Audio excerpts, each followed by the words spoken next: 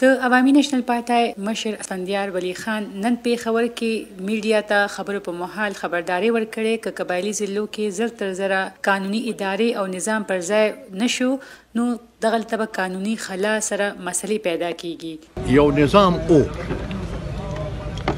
تا تم پته ټول دنیا ته پته چې موږ دغه نظام مخالفت کوو چې دا نظام ټیک نه دی. هغه نظام ختم شو موږ هم خوشاله کولې تام خوشاله کولې ټول دنیا خوشاله کولې خو مسله دا جوړه شوه چې دغه نظام په ځای چې کوم تجویز شوی دویم نظام و هغه دویم نظام فاټا ته لا نه راوړ نو دې وخت کې په فاټا کې هېڅ نشته یو قانون هم نشته هغه بس آزاد ماحول دی یاره چې د چا څه خوښي هغه کوي. اسفندیار ولی خان نن په بیلور هاوس کې د یو مطبوعاتي کانفرنس نه پس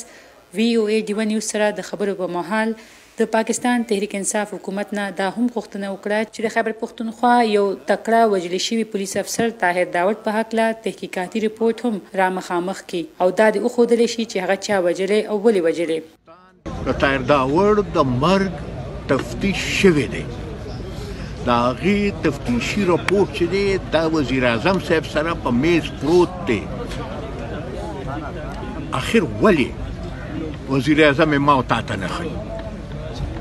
ودې ښیي قوم ته چې قوم ته هم پته ولګي چې زموږ د طاهر داوود قاتلان څوک دي او ذمهوار څوک دي خو که دوی دغسې پردې اچوي لکه دا اوس چې پردې واچولې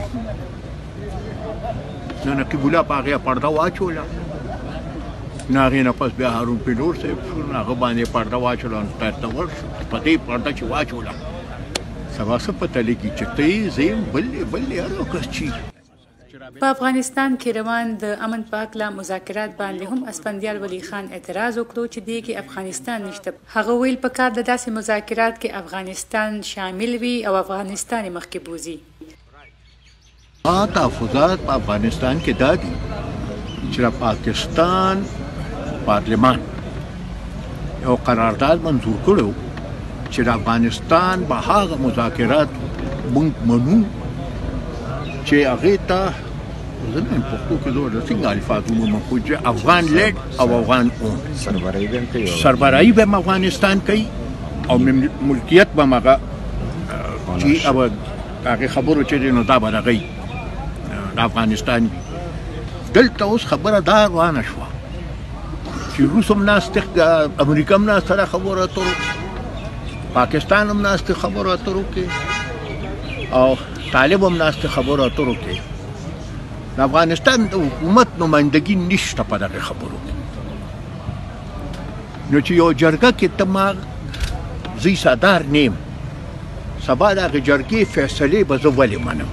اسفندیار ولی خان ویل د باندې هم ملیشیا کې اساسي لرلو الزامات لګول شوي وو خو ویل که حکومت دغه اساسي پیدا کړي وي نو دته دې وښیي چې دې خرڅ کړي او دغه ټولې پیسې په ډیم فنډ کې ورکړي. سادیه قاسم شاه وایس اف امریکا ډیوه نیوز پېښور.